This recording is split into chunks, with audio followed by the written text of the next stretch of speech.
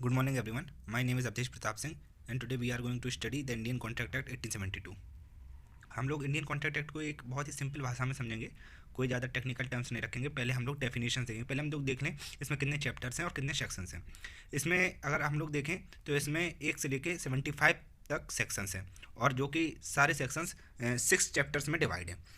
और उसको भी हमने 6 चैप्टर्स को भी हमने डिवाइड कर रखा है दो तरीक़ों से। एक है 3 सेक्शंस पहले पढ़े जाते हैं, उसके बाद 3 सेक्शंस पढ़े जाते हैं। 1 to सेक्शन ये देखो 36 कंटिंजेंट कॉन्ट्रैक्ट, ये 3 चैप्टर पहले पढ़े जाते हैं, उसके बाद ये 3 चैप्टर 37 to 75 बाद में पढ़े जाते हैं।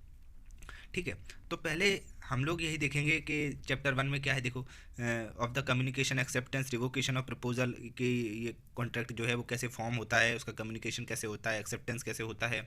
और दूसरे चैप्टर में हम लोग पढ़ते हैं वॉइडेबल कॉन्ट्रैक्ट क्या होते हैं, वाइड कॉन्ट्रैक्ट क्या होते हैं। और तीसरे चैप्टर में हम लोग पढ़ते हैं कंटिंजेंट कॉन्ट्रैक्ट क्या होते हैं। चौथे में पढ़ेंगे हम लोग कि परफॉर्मेंस ऑफ कॉन्ट्रैक्ट क्या है, कैसे होती है परफॉर्म। अब जब कॉन्ट्रैक्ट बन गया है तो उसको परफॉर्म भी तो करना पड़ेगा। और उसके बाद हम लोग देखेंगे चैप्टर 5 में relations reserving those created by contract.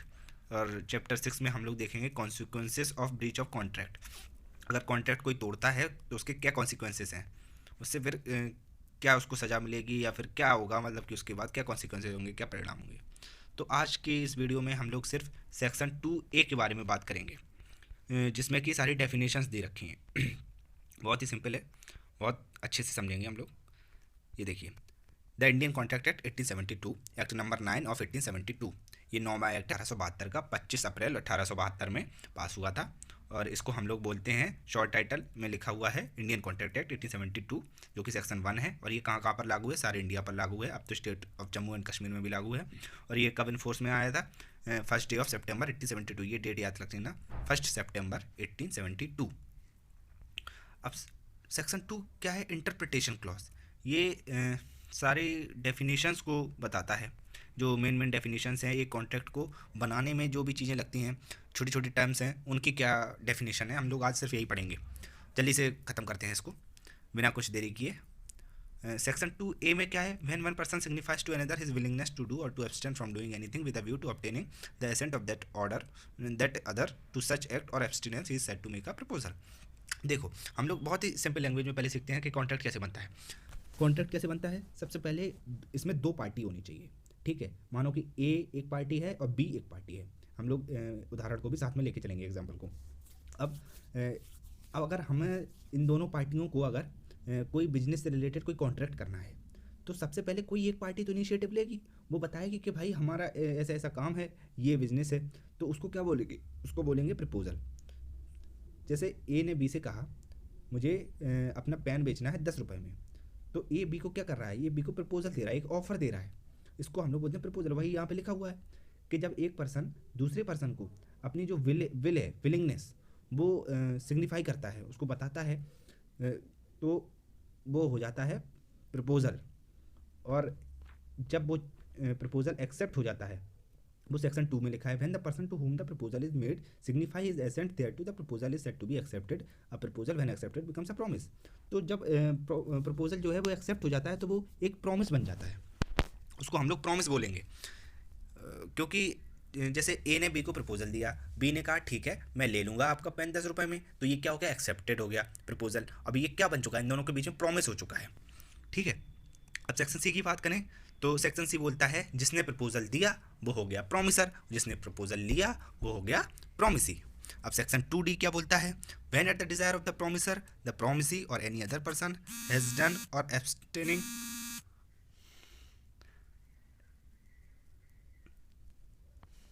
और abstain from doing or does or abstains from doing or promises to do or to abstain from doing something such act or abstinence is promised और promise is called a consideration for the promise। अब consideration को समझना बहुत जरूरी है, क्योंकि पूरे contract act में ये वर्ड घूमता रहेगा, और अगर ये नहीं समझ पाए तो कुछ नहीं समझ पाए। इसको आगे भी यूज़ की करेंगे हम लोग। कंसिडरेशन क्या है, कंसिडरेशन बहुत ही सिंपल लैंग्वेज में अगर हम लोग समझें तो ए ने अगर बी से बोला कि मुझे आपको पेन बेचना है 10 रुपये में, तो बी ने कहा ठीक है ले लीजिए। अब कंसिडरेशन यहाँ पे क्या है, पेन और 10 रुपये है। ए के लिए कंसिडरेशन है 10 रुपये, बी के लिए कंसिडरेशन है पेन। ठीक है, जो एक्सचेंज में जो कोई काम करता है उसको हम लोग बोलते हैं। ठीक है, तो ये हो गया हमारा डी। अब ई क्या कहता है, every promise and every set of promise forming the consideration for each other is an agreement. अब एग्रीमेंट पहले कॉन्ट्रैक्ट बनने से पहले एक एग्रीमेंट बनता है। एग्रीमेंट कैसे बनता है कि पहले प्रॉमिस हुआ, ठीक है। प्रॉमिस कब होगा, मतलब कि जब प्रपोजल होगा प्लस एक्सेप्टेंस होगा, वो क्या हो गया प्रॉमिस। अब प्रॉमिस प्लस कंसिडरेशन वो क्या हो गया एग्रीमेंट।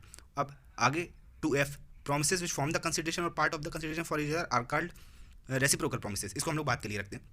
अब सीधा हम लोग H को पढ़ेंगे। An agreement enforceable by law is a contract. अब क्या हुआ, एग्रीमेंट बन चुका है, अब एग्रीमेंट इन्फोर्सिबल बाय लॉ हो गया, लॉ के आइज में वो इन्फोर्सिबल हो गया, ठीक है।